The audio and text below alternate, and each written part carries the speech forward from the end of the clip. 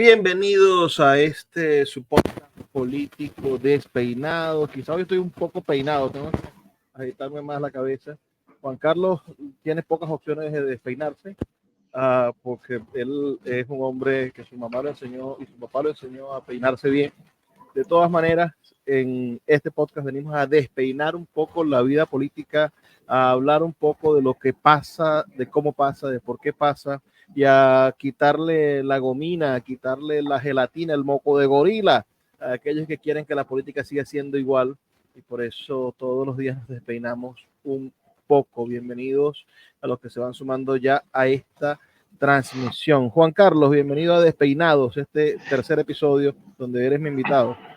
Bueno, Luis, te agradezco mucho la invitación, complacido que estamos transmitiendo por las plataformas que nos son comunes, la mía y la tuya, y tu Instagram. Y aquí estoy, despeinado. Bueno, nunca ando despeinado, ¿no? Pero excepto cuando me levanto. Pero de resto, despeine. Vamos a despeinarnos, hermano. Vamos a mostrar lo que queremos y lo que tenemos. Mira, Juan Carlos, para los que no lo conocen, todos lo conocen, por supuesto. Juan Carlos es un político desde que tiene 14 años de edad. Está preocupado por las cosas políticas de este país. Él tiene un cuento que a mí me gusta muchísimo. Se fue con un amigo hasta Caracas con la idea de unirse al movimiento revolucionario que estaba armando el mayor de los despeinados venezolanos, Ali Primera. Y cuando vio a Ali Primera en la puerta, esos dos muchachitos que todavía tenían acné en el rostro, les dijo: váyanse para su casa, que la revolución no es para niños. ¿Cómo fue así o cómo fue? No, fuimos Robert Promes y yo a buscar a Ali Primera porque queríamos hacer un acto con la juventud y los estudiantes. Pero nosotros éramos de la juventud del MAS. Y esa noche se estaba organizando en el apartamento de Ali la organización de revolucionarios, se llamaba ese grupo, y él venía de tener un pleito muy fuerte con Teodoro y él se había alejado de todo lo que parecía el MAS. Él nos llamaba revisionista. Entonces nos negó, me dijo que no, nos dijo a aquellos dos niños que éramos Robert Promes y yo. Eso fue, Luis, hace 50 años, exactamente 50 años. Bueno, Ali nos dijo eso, yo lo vi, yo veía como un semidios. Pero cuando me dijo que no, se me cayó lo que yo buscaba. Yo recuerdo, mira, nos montamos en un autobús en el terminal de pasajeros, unos niños, y Rayangulo, que es un querido profesor universitario, hoy está en México, se hizo pasar por el papá nuestro, porque él también iba en otro autobús para otro lado, para Barquisimeto, y nos montaron en el autobús por eso, porque éramos niños recorriendo el país. Pero al día siguiente, en el Parque Los Caobos, Ali cantó en un acto en homenaje a Gustavo Machado, el secretario general del Partido Comunista, y nosotros fuimos al acto. Entonces me dio mucho más dolor que Ali. Lo dejé de escuchar por mucho tiempo. Después que yo era un fanático de Ali Primera, lo dejé de escuchar.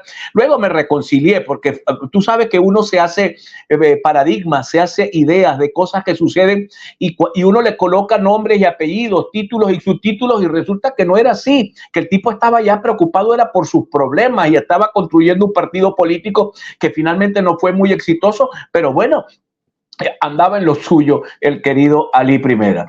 El lagrimiar de las pumaraguas está cubriendo toda mi tierra, piden la vida y les hago un siglo, pero con tal que no pase nada. Si no pasa nada en esta tierra, ¿cómo vamos a cambiar las cosas? Es quizás lo que muchos se preguntan. ¿Cómo hacemos para que en Venezuela pase algo que cambie la realidad? Así como idealizaste a Ali Primera, hay gente que idealiza hoy a la candidata presidencial María Corina Machado. La tienen idealizada, dicen que es perfecta. Yo me enteré de una cosa de María Corina hace un par de semanas. Me enteré que María Corina fuma mucho. Bueno, fuma, es una fumadora, fuma consecuentemente todos los días. Quizás se fuma una cajita de cigarros, pero la gente, se lo dije a alguien que era fanático de María Corina, me dijo: eso es imposible, ella no fuma, eso es un vicio. Entonces, ¿cómo hacemos con la gente que no puede creer que alguien fume? María Corina es un ser humano con virtudes y defectos. un ser humano que está viviendo un momento muy hermoso de su vida, tiene una inmensa conexión con el país y ojalá y logre que esa inmensa conexión que tiene con el país vaya más allá y nos logre al cambio, nos logre al cambio. Mira, ¿sabes cuando idealicé yo a Ali Primera? El tipo se venía por Barquisimeto. Yo no sé por qué le gustaba Barquisimeto, llegaba al Zulia y seguía por la Falcón Zulia para ir a Coro, para ir a visitar su tierra. Y él iba comprando, tú sabes que en la carretera los muchachos venden pajaritos. Y Ali compraba pajaritos y los echaba para atrás de la camioneta en la que se mató, que es una camioneta que le duró muchos años, una Wagoneer. Y cuando tenía la camioneta llena de pajaritos, se paraba y los soltaba y les daba la libertad a los pajaritos. Esa es Ali Primera. Y yo creo que, digamos, los políticos y los dirigentes, y en este caso que en este momento es el momento de María Corina Machado, ella tiene que ayudarnos a soñar un país bonito, porque yo creo que las cosas del ser humano, tú que eres más soñador que yo, porque tú eres un poeta natural. Bueno, la gente sueña y luego construye sus sueños. Bueno, yo creo que estaba viendo las imágenes de María Corina en este momento en Sabana de Mendoza y mira, no te queda más que pedirle a Dios que todas las esperanzas hermosas de ese pueblo hermoso que es el pueblo venezolano, porque es un pueblo hermosísimo. Si algo yo he visitado en mi país, lo conozco, y tenemos un pueblo bueno, un pueblo sano y un pueblo lleno de esperanzas de que la cosa mejore. Bueno, yo quiero que ella logre el objetivo de ayudarnos a salir del paquete, aunque fume. Hugo Chávez fue mi amigo. Hugo Chávez no fumaba, ni se echaba palo. Eso te iba a preguntar. Tú que conociste a Chávez, que viste, que acompañaste a Chávez en el Renault, que andaban en un Renault, para arriba y para abajo. ¿Cómo viste el fenómeno Chávez con la gente que lo quería tocar, con la gente que decía que él era el único que podía salvar al país, con esa cosa que es el mesianismo político? ¿Lo puedes comparar con María Corina? Mira, en el año 98 Chávez no logró tanto como María Corina, de verdad no logró tanto, porque yo recorrí el país con él, él tenía votos, la gente se inclinaba, pero todavía no lo veía como lo vio después, porque yo creo que Chávez fue increciendo hasta un momento donde perdió un poco de apoyo. Pero, a ver, Hugo Chávez, hablando de los vicios, Hugo Chávez cuando yo lo conocí, se fumaba un cigarrillo, hermano, de una en Cuaresma. Cuando nos reuníamos, que nos reuníamos a medianoche, aquellos 4 locos del movimiento bolivariano revolucionario 200, eventualmente un amigo que ya no existe, que falleció, compraba una botella de etiqueta negra. Bueno, Chávez prohibía absolutamente tomar licor mientras estábamos en la reunión y se tomaba después un whisky.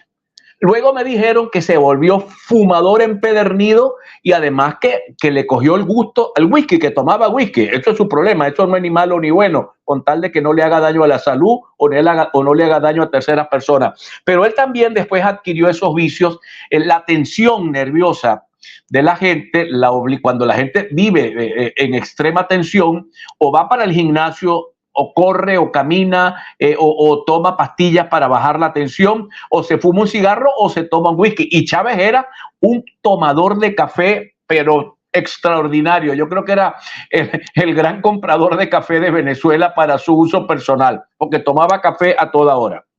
Mira, en esa misma tónica, pensando fenómeno María Corina, fenómeno Hugo Chávez, que son fenómenos equidistantes en 25 años, casi lo mismo que podríamos decir el fenómeno Carlos Andrés también en los años 70, que también era un tipo muy popular, es decir, se convirtió en un presidente muy querido, amado por las masas. Las manifestaciones de Carlos Andrés en la Avenida Libertador de Maracaibo, dicen que fue una de las más grandes hechas en la historia de esta ciudad, la ciudad de Maracaibo, y asimismo llenó casi todas las avenidas del país. Y antes, podríamos decir que ¿quién pudo ser un hombre de masas? No sé si podríamos hablar de que Gallego fue un hombre de masas o que Rómulo Betancourt. Yo creo que esos eran líderes de otro talante, no eran líderes masificados como Carlos Andrés, como fue Chávez, como es ahora María Corina. Pero ¿cómo hacerle entender a esa gente?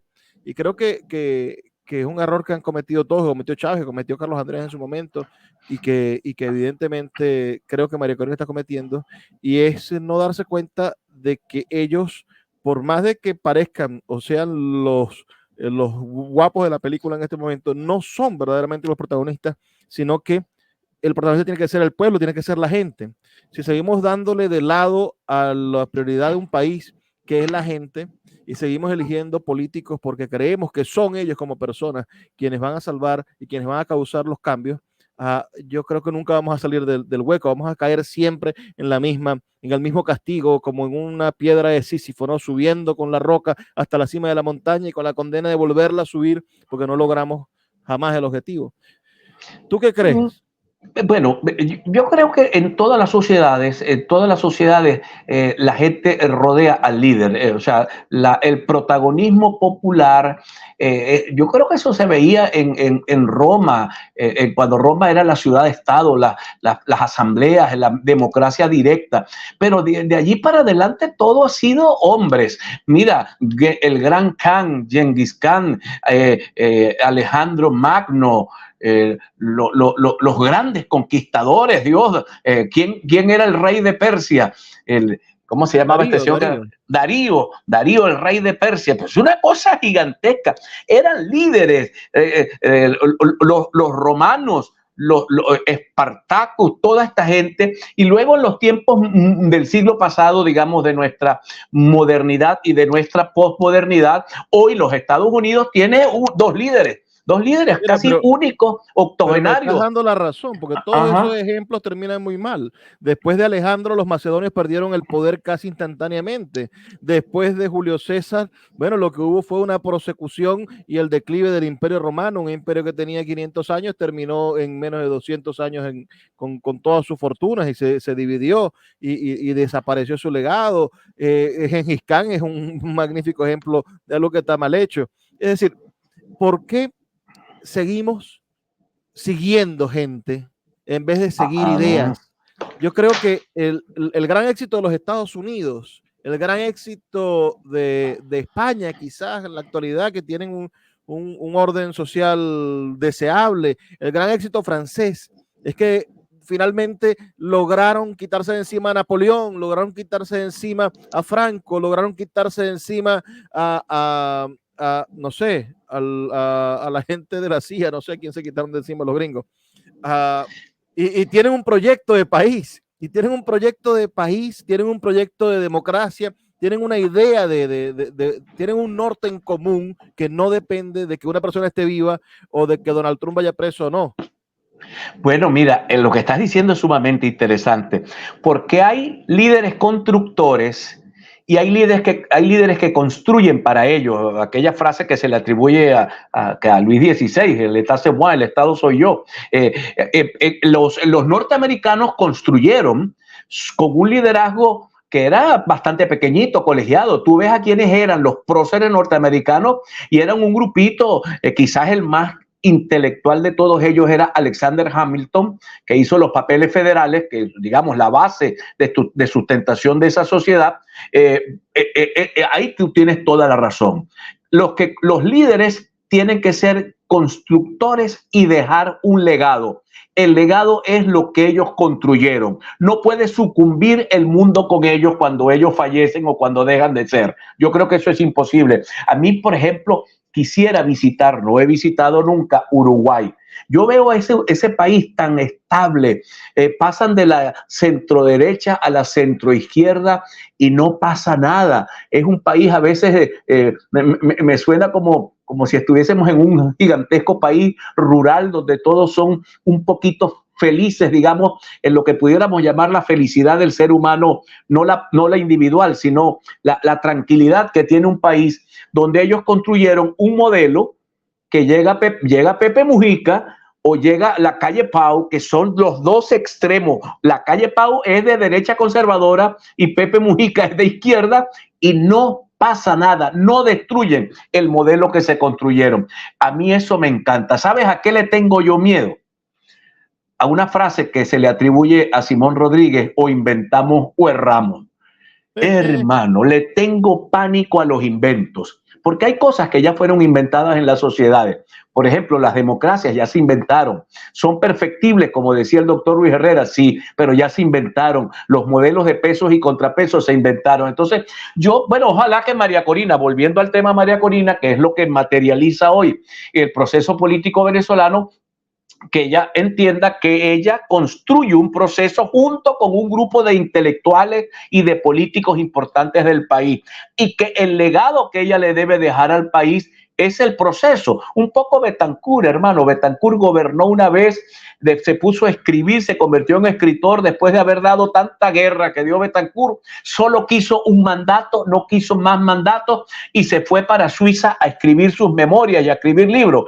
Ese es un dirigente que había que meterle mucho el ojo, así como yo le hago mucho seguimiento a Pepe Mujica. Ahora, constructores que han sido derrotados, Charles de Gaulle en Francia, o el propio primer ministro inglés que ganó la Segunda Guerra Mundial y después perdió las elecciones, porque la gente los quiso hasta que los quiso y después dejó de quererlos. A ambos, tanto a Churchill como a Charles de Gaulle, perdieron las elecciones en sus respectivos países siendo héroes de la guerra. Mira, ahora quiero que hablemos un poco del problema de la corrupción. Recientemente hubo elecciones en Panamá. Primero las elecciones de asamblea y después se da el hecho de la presidencia, que por cierto ganó con un porcentaje bajito, porque allá, igual que en Venezuela, es elección de una sola vuelta. Entonces el presidente ganó con el 30 y tantos %, el nuevo presidente de Panamá. Pero me llamó la atención la frase que dijo un tipo al que yo aprecio, sigo, que es un gran intelectual, que es el maravilloso músico Rubén Blades. Rubén Blades dijo: ganaron los corruptos, pero democráticamente. ¿Por qué la gente elige corruptos?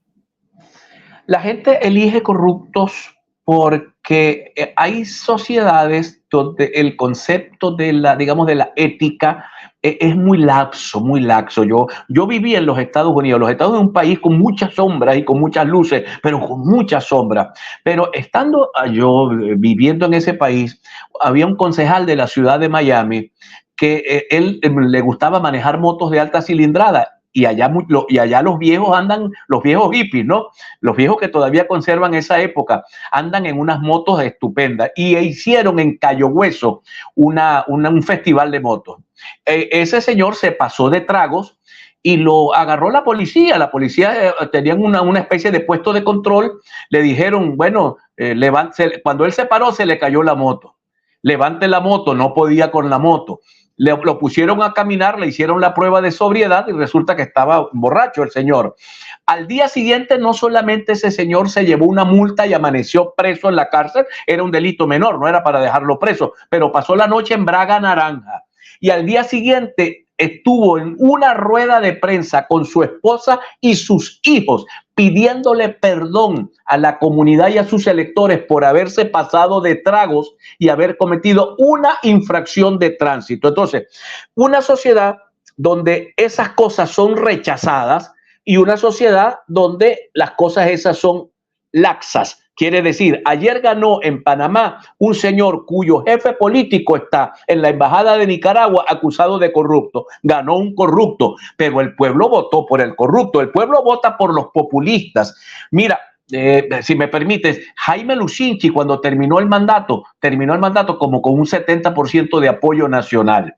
Y el gobierno de Jaime fue malo y fue corrupto. Pero así son los pueblos perdonan. A veces no le preguntan al político, bueno, ¿dónde vive? ¿Usted por qué vive en esa casa tan grandota? ¿Usted por qué tiene aviones? ¿Usted por qué? No le preguntan. Nos hacemos laxos acá en Latinoamérica, nos hacemos muy laxos. Yo no sé si eso sucederá en Europa o en algunos sitios en América del Norte, o quién sabe en el África o en el Medio Oriente, pero en América Latina solemos ser laxos. Creo que hay como excepciones Costa Rica y Uruguay, donde son duros con los corruptos, son muy fuertes. Chile también son fuertes con los corruptos. Argentina es una corrupción total. Aquella pregunta que hacía el viejito de, ¿cómo se llamaba? Oscar Llanes, que le preguntaba a la gente, ¿y usted de qué vive? ¿Y usted cuánto gana usted? Es una pregunta que ahorita no se puede hacer, ¿no? Le preguntaron a Lilian Tintori, sacó aquella cosa de los $100 que le dio una mujer en el aeropuerto que terminó siendo ridículo, o la mamá de Leopoldo López entre la nómina de PDVSA, ¿no? ¿Cómo se llama? De esa empresa que ya se me olvidó hasta el nombre. Ella era nómina, no, ella estaba, no, ella era la directora de Asuntos Públicos de PDVSA cuando le dieron los 500 millones de bolívares a los promotores de Primero Justicia, que entre ellos estaba Leopoldo, pero luego ella tuvo un contrato en monómero que fue horroroso. La mamá de Leopoldo López con un contrato de publicidad en monómero, eso fue absolutamente éticamente reprochable. No sé si era ilegal, pero éticamente era tremendamente reprochable. ¿Cómo hacemos para construir una ética política, Juan Carlos? Para que el ciudadano entienda que el político tiene que tener una ética y perseguirlo. Un poco lo que está pasando con Sánchez en España, ¿no? Se da este problema de las posibles intervenciones de la mujer de Sánchez en que una aerolínea haya recibido contrataciones multimillonarias del gobierno de España, del Reino de España, y Sánchez se propone salir, bueno, le pide al Estado, a la gente que le den una semana para él cavilar si va a renunciar o no, solo porque los medios de comunicación están señalando a su mujer. Y dice, si mi mujer es encontrada culpable por un juez, yo renuncio. Eso es un fondo ético, hay un miedo al qué dirán de lo público. ¿Cómo hacemos para que el venezolano le empiece a tirar en la cara al político? Y me refiero al político chavista, no al político opositor, bueno, que somos minoría los opositores en este país, en el poder, me refiero. Evidentemente, en el Zulia sucedió algo maravilloso, el fenómeno Manuel Rosales, y se ganaron 15 alcaldías, pero del Venado para allá, lo que hay son chavistas, y hay chavistas en el poder robando, y chavistas que llegaron al poder con 30%, con 40%, porque se dividió la oposición. ¿Cómo pedimos una luz ética? ¿Cómo la creamos? Mira, Dios, ¿por dónde comenzar esa pregunta tan tremendamente compleja que tú acabas de hacer? Pudiera decirte, cuando yo era un niño y llegaba con un lápiz, yo salí con un lápiz chiquito de la casa porque éramos humildes, ¿no? Y había que cuidar el lápiz. Entonces yo salí con medio lápiz, ya era lo que me quedaba del mongol mío. Y llegaba a la casa con un mongol nuevo, y la pela que me daban era de antología, y mi mamá me devolvía con ella para la escuela a buscar a la maestra. ¿De dónde sacó ese lápiz? Porque ese lápiz no es de él, porque el lápiz de él estaba chiquito de usado. Aquello era muy duro. Entonces, y en la familia, recuerdo que eso no significa que seamos monjes trapenses, no, pero por lo menos en mi familia decían ni prostitutas ni ladrones. Era un lema de mis tías abuelas. En esta familia no hay ni prostitutas ni ladrones. Entonces, bueno, yo creo que, vamos, tiene que ver algo con la escuela, tiene que ver algo con la familia, tiene que ver algo con la educación. Luego tiene que ver con los controles, ¿no? ¿Cómo es que tú construyes una casa y el CENIAT no se da cuenta que esa casa se está construyendo? Eso no ocurre en ningún país desarrollado, que tú construyes una casa que te costó $1 millón o $2 millones o 10 millones de dólares, y el servicio integrado de administración tributaria, que son los de los impuestos, no te caen a decirte, mira, ¿de dónde está esta plata? Porque tú no has declarado esa boloña que estás gastando acá en este apartamento o en esta casa. Entonces, el Estado tampoco tiene controles suficientes como para... fíjate que estoy hablando de dos cosas. La cosa ética es que a los corruptos hay que verlo feo, como aquella cuña que teníamos en una época de los que violaban las leyes del tráfico, que le decían Rumildo. Bueno, y aquello funcionó. Bueno, a los corruptos hay que decirles así como su Rumildo, tú eres un Rumildo, tú eres un ladrón, tú no tienes derecho. Pero no, yo creo que lo intentó Capriles llamándolos enchufados. Y de repente, bueno, tú eres un enchufado, tú eres un enchufado, tú eres un enchufado. Y ahora el enchufado es casi que una categoría de lujo, ¿no? Es decir, aquí la zona VIP para los enchufados. Es decir, porque ser enchufado ahora es bueno. Resulta que ahora ser enchufado es un nivel de alcurnia en esta ciudad, o en esta ciudad pasa. Mira, Eso es muy complejo, porque sí es verdad. Aquí nos acostumbramos a decir una cosa en el pasado. Vamos a saludar a nuestro querido Hidalgo Rincón que está viendo el programa. En el pasado nos acostumbramos a decir, los adecos roban y dejan robar, y los copellanos roban solos. A mí que no me den, que me pongan donde hay. Eso prácticamente lo conjugábamos los venezolanos. Había una conjugación de eso. Eso horadó éticamente a la sociedad. Entonces, una sociedad que está horadada éticamente en el sentido de la pulcritud de la vida, de aquel que decía también, porque por el otro lado la gente decía, yo soy pobre, pero honrado, a mi familia la levanto con el sudor de mi frente, a mí nadie me da nada. También eso lo decía la gente. Y luego la falta de controles. En Venezuela no hay Contraloría General de la República. ¿A qué partido pertenece el Contralor de la Nación? Al partido del presidente, y generalmente el contralor del Estado pertenece al partido del gobernador. O sea, se echan tierrita entre ellos. Así no puede ser, así no funciona la democracia. Me hiciste recordar una vaina de un viejito, Héctor Pirela, que ya se nos murió Héctor Pirela, y había una vez que él no tenía para los pasajes. Él me tenía confianza y cariño a mí, me pidió para los pasajes, pero yo tampoco tenía. Entonces yo terminé haciendo una triangulación y alguien me dio un dinero para dárselo a él. Y él se pegó una arrechada, porque es que la dignidad de no recibir plata de nadie. Es decir, yo trabajo, yo tengo mi pensión, yo tengo mi cosa, a mí no me tiene que estar dando plata nadie, porque pedir daba vergüenza. Y hoy el venezolano perdió la vergüenza de salir a pedir.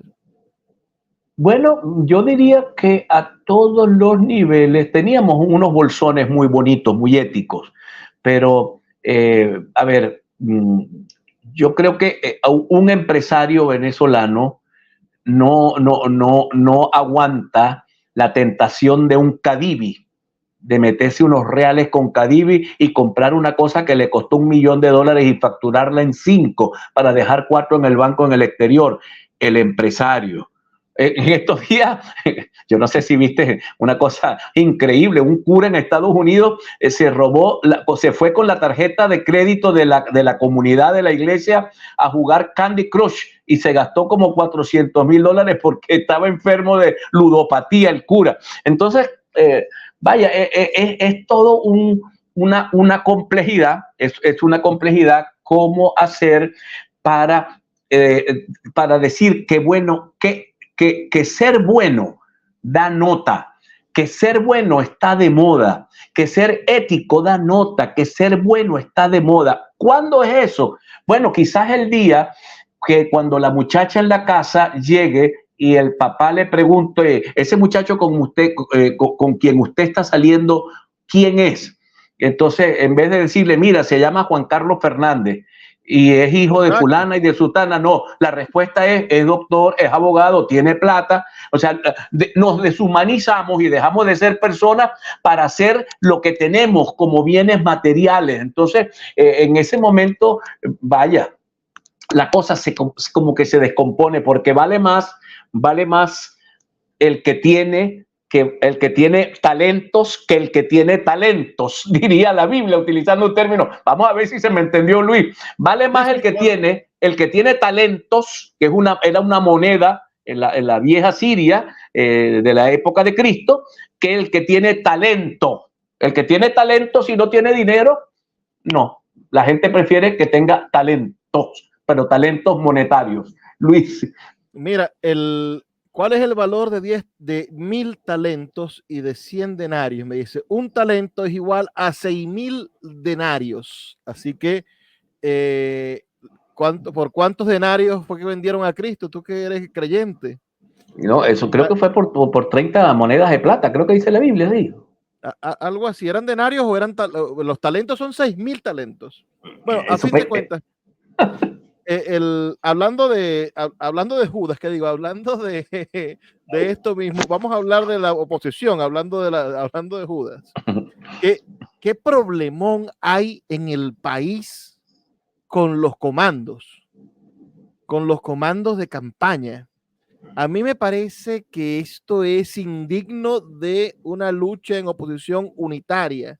porque hasta hace 6 meses, es decir, hasta el 22 de octubre, el día de las primarias, la gente de 20 Venezuela casi que decía como Chávez que le iba a freír la cabeza en aceite a la oposición regular.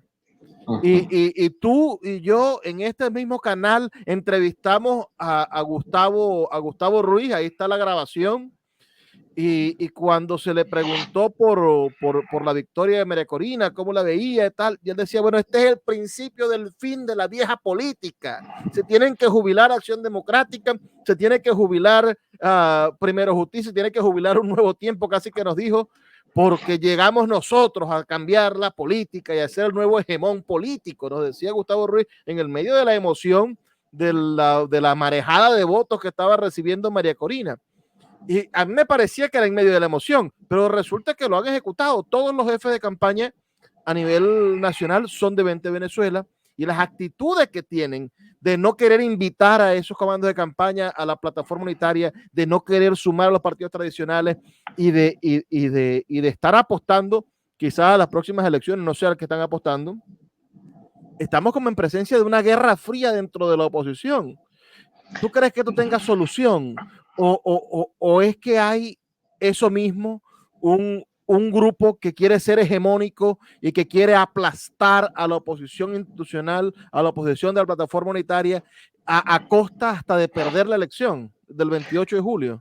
Bueno, esa es una madeja bien difícil de desenrollar, diría yo, mi apreciado Luis Peroso. ¿Por qué lo digo?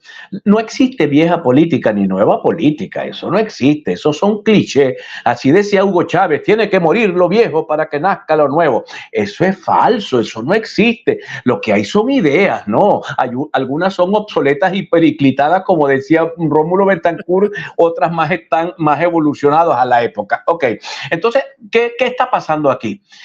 Quien ganó la elección fue María Corina, no fue 20 Venezuela, a comenzar, ¿no? O sea, quien ganó la elección fue la señora María Corina Machado, porque la ganó ella, pero todo el tiempo, desde que ganó la elección hasta el día de ayer que estuvo en Maracaibo, todo el mundo y todo el tiempo ya ha estado vestida de 20 Venezuela, que es una de las cosas que yo le he criticado a María Corina. Ella el 23 de octubre tenía que ponerse la camisa de la unidad, porque era la candidata de la unidad, no era la candidata de 20 Venezuela, pero todos los mítines han sido mítines de 20 Venezuela.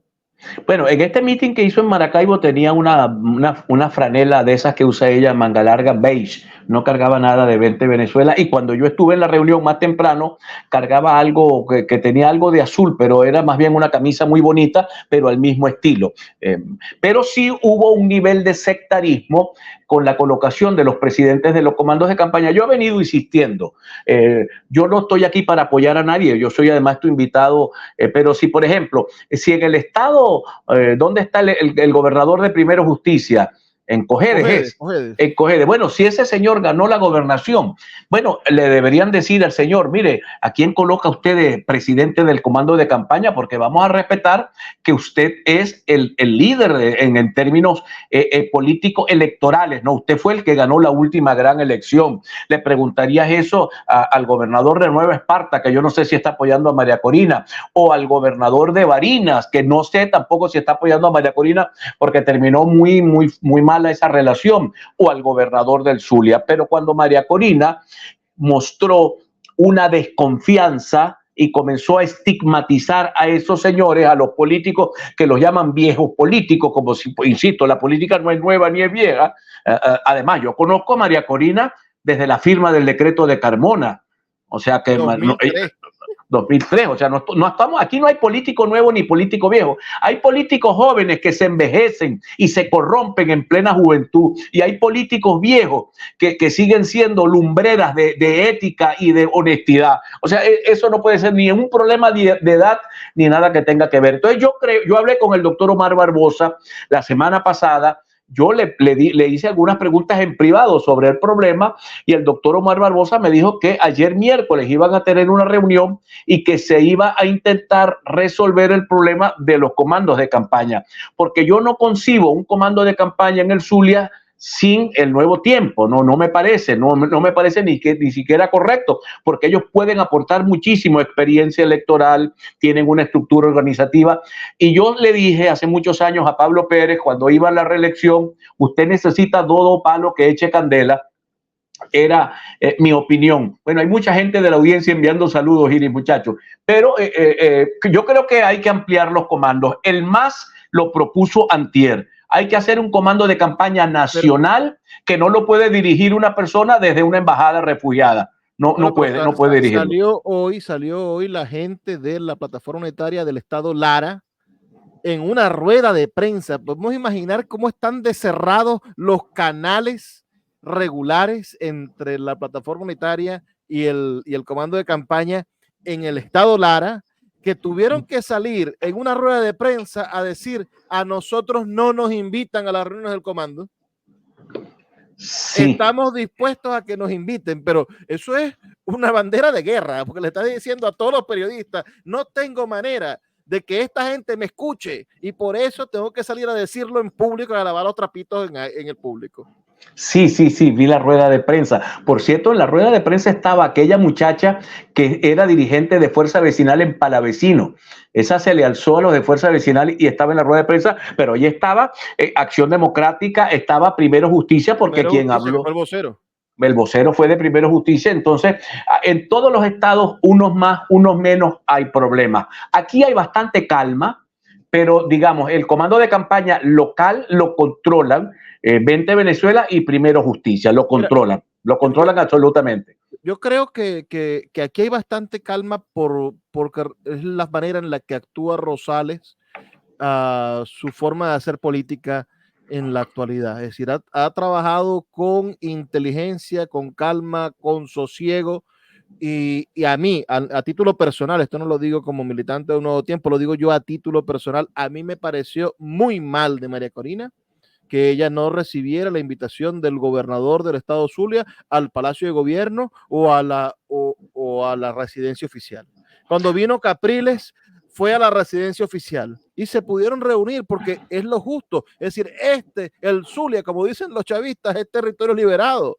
Es decir, este es un espacio libre de chavismo. Tenemos a un gobernador que todos los días le pone el pecho a la cosa y no puede ser posible que la candidata electa de la unidad le haga ese desplante a Manuel Rosales, que se lo está haciendo a todos los zulianos, porque es el gobernador de todos los zulianos. A mí me pareció de muy mal gusto.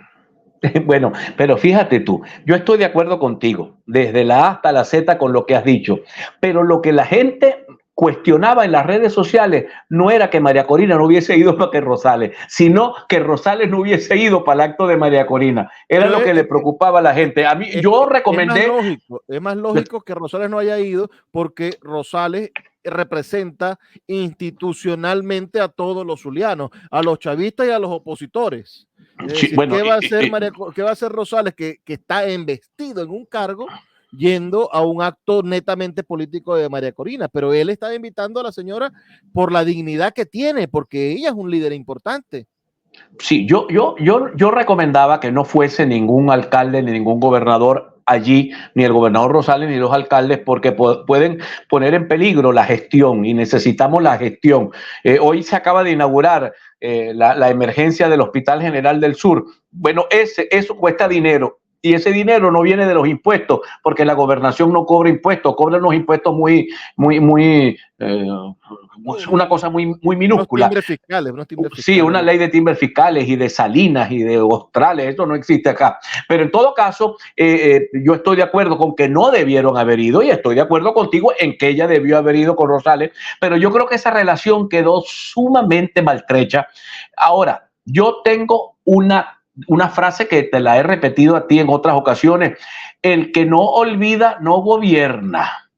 Y en la política no pueden haber ni amores eternos, pero mucho menos odios eternos. Yo le entregaría un ejemplar del Príncipe para que lo lean y se den cuenta de cómo debe actuar un político para conservar o para ganar el poder. Yo creo que Nicolás Maquiavelo escribió ese brillante libro y nos dejó una enseñanza a los politólogos o a los que nos gusta las ciencias políticas sobre cuándo hay que olvidar y él decía incluso al enemigo, él decía, Maquiavelo decía, al amigo manténlo cerca y al enemigo más cerca. Era una frase brillante de Nicolás Maquiavelo, hermano.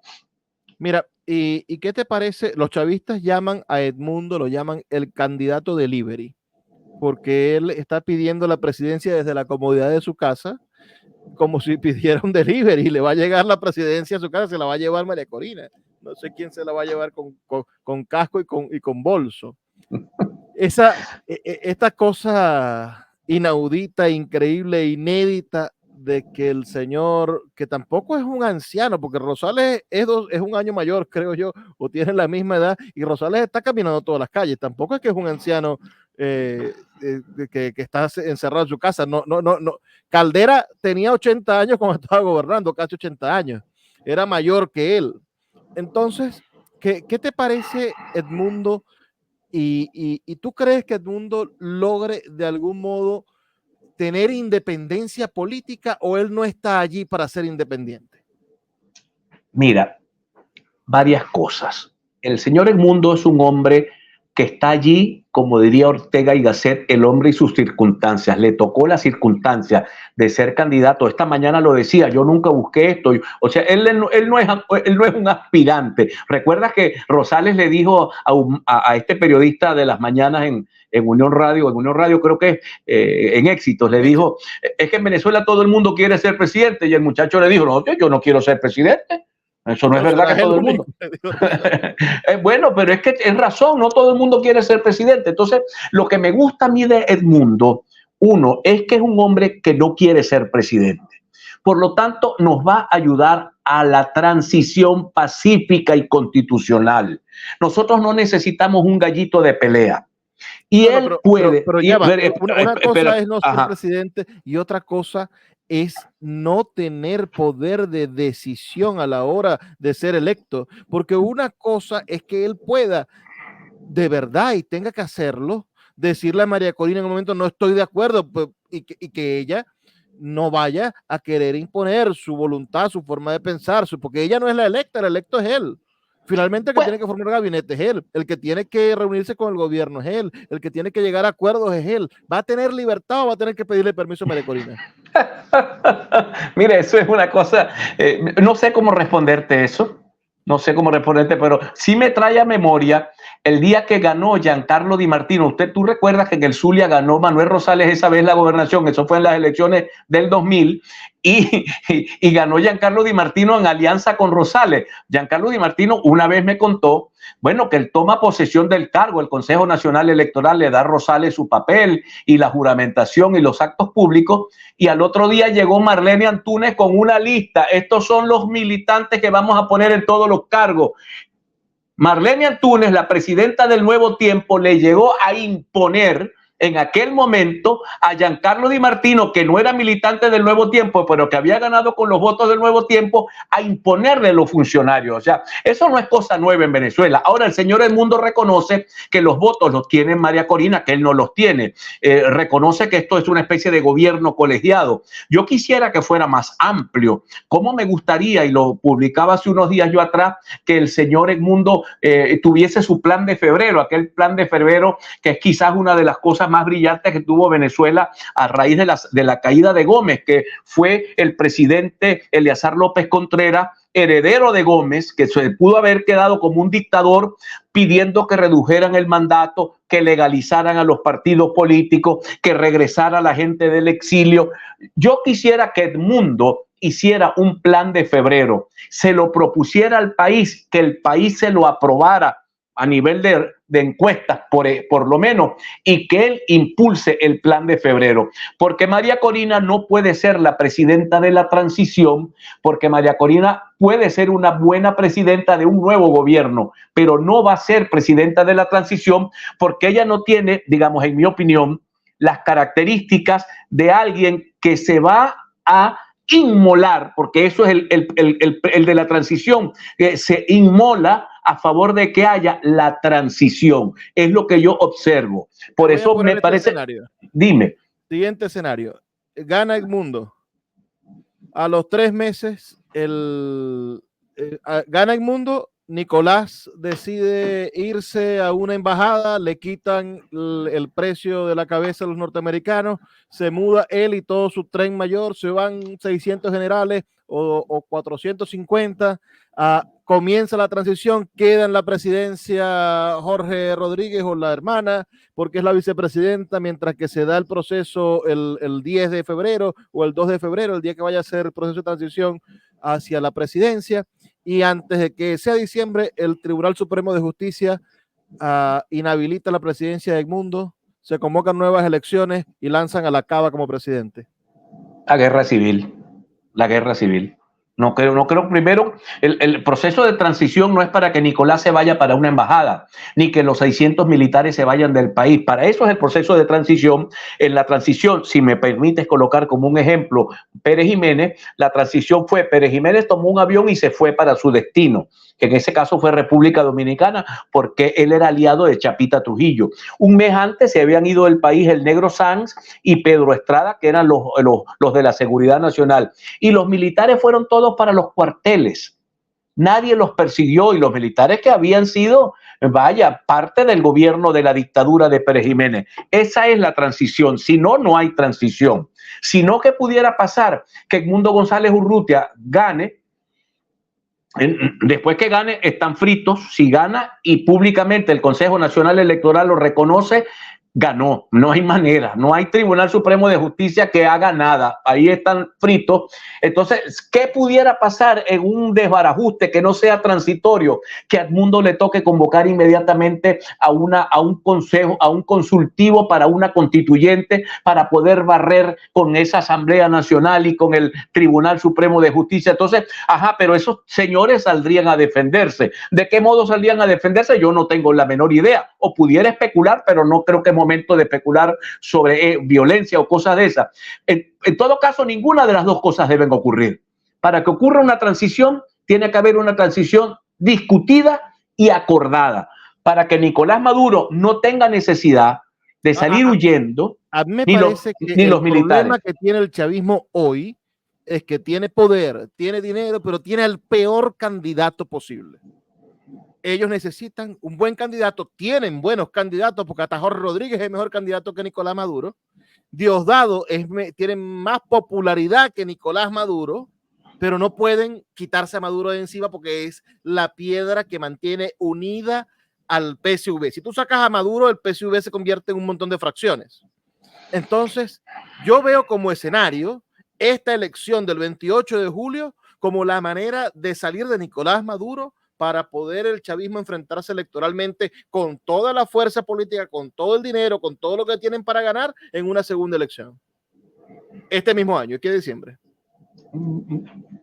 No sé. Lo primero que te digo es que allí no hay una primaria donde se pueda escoger el candidato, porque ese no es un movimiento democrático.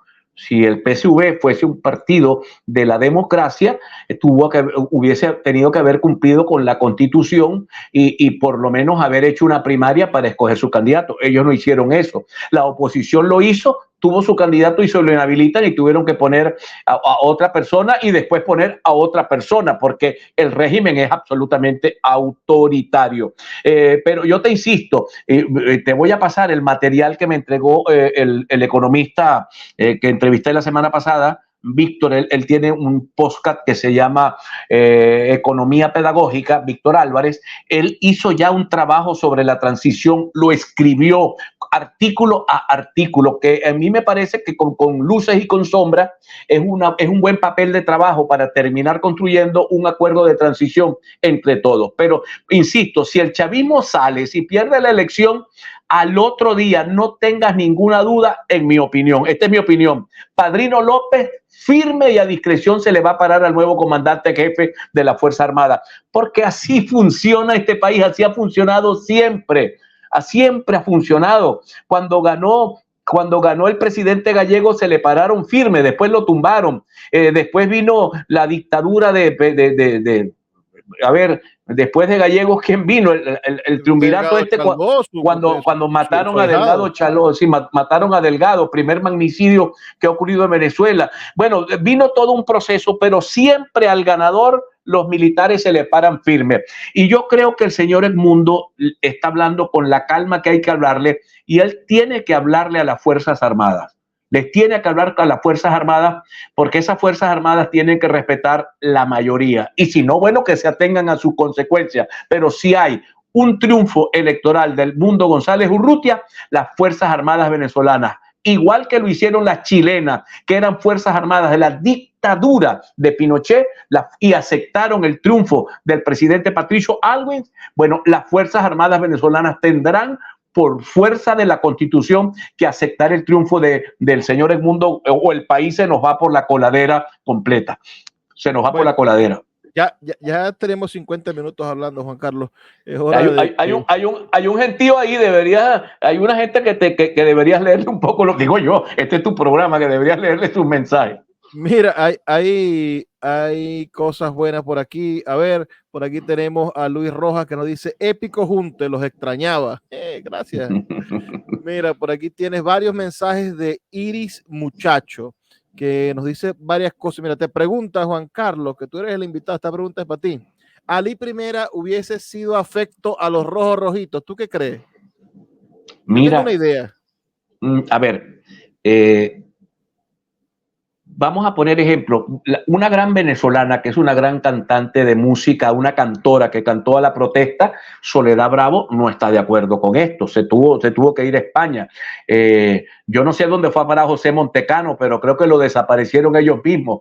Y además el gobierno de Nicolás Maduro no lo quieren los comunistas, el Partido Comunista legal en Venezuela, digamos, el Partido Comunista de verdad, no el judicializado, el de verdad, no quiere a Maduro por neoliberal. O sea, esta revolución es un pasticho, es un arroz con mango, es una cosa que económicamente es absolutamente neoliberal. Las políticas económicas de Maduro de estos últimos 2 años son absolutamente neoliberales. En lo político es una autocracia, en lo electoral pudiéramos decir que es casi fraudulenta, pero o por lo menos pinta mucho hacia eso. Entonces, yo no sé si Ali los hijos de Ali Primera tampoco están muy de acuerdo. Creo que ellos se separaron también ellos eran muy cercanos. Sol Muset, la viuda de Ali, sí sigue cerca, ¿no? Sol Muset es diputada. Es diputada, sí. Sandino Primera es un cantante revolucionario. Florentino es chavista. El único que no es chavista es Servando, que vive en Estados Unidos y es compositor. Se fue a vivir a Estados Unidos. Pero los demás hijos, todo el mundo está con el establishment chavista. Ese es el mejor ejemplo. Es decir, Ali Primera sería hoy una bandera y un instrumento de Maduro. Aunque era temperamental, ¿no? Pero... Sí, era temperamental. Una vez nos tomamos unos tragos de ron sentados en el enlosado frente a la Facultad de Ingeniería después de un espectáculo. Era un tipo bastante humilde, poco dado a que lo llevaran a buenos sitios, ¿no? No se tomaba un ron con nosotros allí, pero no estoy muy seguro. Yo no puedo adivinar. Pero lo que sí me pregunto es dónde fue a parar a José Montecano, que lo utilizaban mucho al comienzo y después no lo utilizaron nunca más. Dice por aquí este muchacho que se llama Santiago. Santiago dice: ¿y este chavista de dónde salió? Bueno, la gente que no está de acuerdo con Merecorina lo tienen una vez de chavista. Qué cosas, ¿no? Que no hay manera de disentir en este país sin que te lleven a algún extremo. Yo no soy chavista, no quiero serlo, pero los respeto y sé que sin los chavistas este país no se puede construir. Necesitamos ir chavistas, antichavistas, la gente de la plataforma unitaria, la gente de los alacranes, todos tenemos que construir al país, porque lo demás es una guerra civil, lo demás es violencia, ¿no? Por aquí sí. dice... Ajá, te escucho. Ahí es donde yo veo la importancia de Edmundo González Urrutia. La importancia, el pueblo lo tiene María Corina, sin duda. Lo que he visto hoy es una cosa increíble, pero Edmundo González Urrutia tiene la paciencia, la sapiencia y lo que hay que tener para lograr un proceso de transición. Es un poco nuestro Wolfgang Larrazábal o es un poco nuestro Ramón J. Velázquez, evidentemente en el año 2021, en el año 24 del 2021. Dice Hidalgo Rincón, nuestro amigo, que va a estar aquí el día viernes. Sé que va a estar en A Punto el viernes también, así que vamos a ver, vamos a competir a ver quién tiene más rating con la entrevista con Hidalgo. Hidalgo nos va a hablar de la libertad de expresión. Hidalgo dice que Edmundo es un candidato para ir a una transición pacífica, que fue seleccionado por la Plataforma Unitaria. Ahora, esa es la verdad, la Plataforma Unitaria, junto a María Corina, decidió que fuese Edmundo. ¿Por qué los comandos no son de la Plataforma Unitaria con María Corina, sino que son de María Corina? Esa es la preguntita que hay que hacerse. Y por aquí tenemos más comentarios. Nos dice Pets, mascotas. Buenas noches, excelente conversación. Por aquí está Reinaldo Lozada y se encuentra, dice Hidalgo que si soy rosalista. Bueno, yo soy rosalista. Yo creo en Manuel Rosales, lo admiro. Él llegó a mi barrio cuando yo tenía 10 años y era su primer periodo como gobernador y dijo, este barrio lo voy a consolidar. Y en su primer periodo como gobernador, esos 4 años, metió las cloacas, metió el agua, asfaltó, echó brocales y lo único que no hizo fue poner el gas porque lo tenía que poner Di Martino y Di Martino era un corrupto. Por aquí tenemos a César Cárdenas. Oye, ustedes dos son muy buenos en esto, explican bien los posibles acontecimientos. Y dice por aquí Richard Waffer Martínez, soy opositor y necesitamos a todos los buenos chavistas, los buenos opositores, y no voy a votar por María Corina porque necesitamos una transición. Sería no alguien que busca odio. Bueno, no entiendo muy bien, pero sí, bueno, María, pues, no María se puede Corina votar por María Corina, no es candidata. no es candidata, claro, no es candidata. Mira, a ver, esto es un rollo, la política es un rollo. Mira, cuando Donald Trump arranca la precampaña, arranca contra los inmigrantes, dijo un barbarismo como decir, prefiero que venga gente de países como bonitos y no gente que viene de esos países de M, dijo Donald Trump. Pero gana la primaria y luego sale a buscar a los inmigrantes. La política, ¿no? La política un poco es eso, la política es el arte de hacer posible lo que pareciera imposible y para eso se necesita hilar mucho. Por eso, digamos, los políticos tienen fama de tener el cuero duro porque tienen que enfrentarse todos los días a tantas circunstancias, pero yo insisto, y bueno, yo estoy de acuerdo contigo con lo que hablas de Rosales. Rosales es un gran gobernante, no es su momento político para ser presidente de la República, no sé si la biología le alcanza para dentro de 6 años volver a aspirar a ser presidente de la República, ni siquiera es el momento de Edmundo González Urrutia, es la circunstancia del mundo, el momento es el momento de María Corina, que es a la que quiere el pueblo, a pesar de que a veces tiene discursos que pudieran no ayudar mucho al tema de la transición, ahí yo critico mucho eso, pero en todo caso ella se ha convertido en el referente político y yo creo que eso hay que respetarlo y aceptarlo, incluso por diferencias que uno pueda tener con ella. Ella ganó la primaria, pero no solamente ganó la primaria, en este momento tiene el corazón de un buen número de venezolanos. Es muy importante lo que ella ha logrado. Bueno, Juan, nos despedimos. Esto fue este programa de Despeinados de la noche de hoy. Les recuerdo que vamos a estar durante un tiempecito. Juan nos está prestando su audiencia, su maravillosa audiencia que es muy fiel y que yo admiro muchísimo a todos los seguidores del canal de YouTube de Juan. Vamos a estar saliendo por este canal de YouTube algunas noches y los demás pueden ir a mi canal de YouTube, a Luis Pérez Cervantes, y seguirnos por allá. Ya vamos a estar todas las noches, todos los días a las 8 de la noche, transmitiendo este podcast, en vivo. Me fui otra vez. Disculpen, se movió esto, no importa. Lo importante es que ustedes y yo estamos conectados. Ya saben que estamos aquí hasta que Dios quiera, si es que Dios existe. Esa es la gran pregunta. Juan, gracias por compartir conmigo, con nosotros y prestarnos a tu audiencia y a todos los que están conectados en mi YouTube y en mi canal de Instagram también. Muchísimas gracias a todos por compartir con nosotros. Luis, muchas gracias. Finalizando, acepta al Dios de Espinosa. Acepta al Dios de Espinosa. Un abrazo. Dios te bendiga, Luis. Un abrazo a todos ustedes. Hasta luego. Gracias.